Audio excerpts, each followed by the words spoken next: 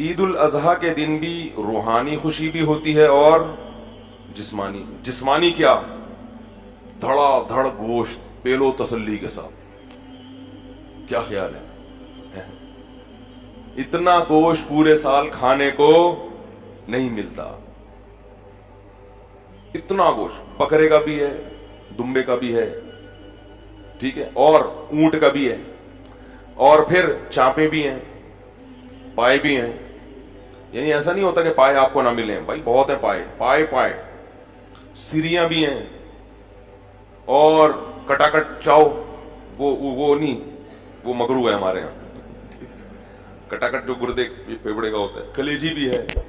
اتنا وافر مقدار میں گوشت. کلو منہا, اللہ فرماتے رج کے کھاؤ, وَأَطْعِمُ الْبَائِسَ الْفَقِيرَ, اور غریبوں کو بھی رج کے کھلاؤ.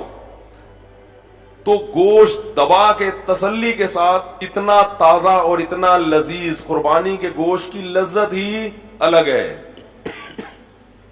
اتنا گوشت پورے سال, اور گوشت سید الطعام ہے, تمام کھانوں کا کیا ہے؟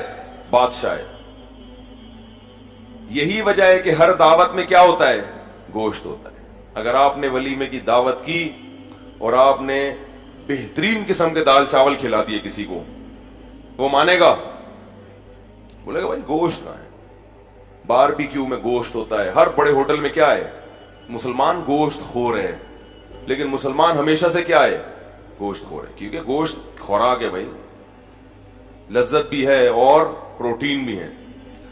تو یہ ہمیں تازہ وافر مقدار میں کھانے کو ملتا ہے ہر قسم کا. اور روحانی فائدہ, ایک فائدہ کیا کہ ہم کھلاتے بھی بہت ہیں. عام دنوں میں اتنا کھلا نہیں سکتے, جیب بسا اوقات اجازت نہیں دیتی. اتنا کھلاتے ہیں, 1/3 صدقہ کر دیا, رشتہ داروں کو بانٹ دیا, دعوتیں کر لیں. تو اللہ کو کھلانے والا بھی کیا ہے؟ پسند ہے. اور یہاں جو ایک مادی فائدہ یہ بھی رہ گیا کہ عام دنوں میں جب آپ کھائیں گے تو کھانے پہ ثواب نہیں ملتا, ثواب روزے پہ ملتا ہے. لیکن بقرعید کا گوشت کھانا کیا ہے؟ ثواب ہے. اسی وجہ سے بقرعید میں روزہ رکھنا حرام ہے, کیونکہ اللہ تمہاری دعوت کر رہا ہے اور تم اللہ کی دعوت کو ٹھکرا رہے ہو.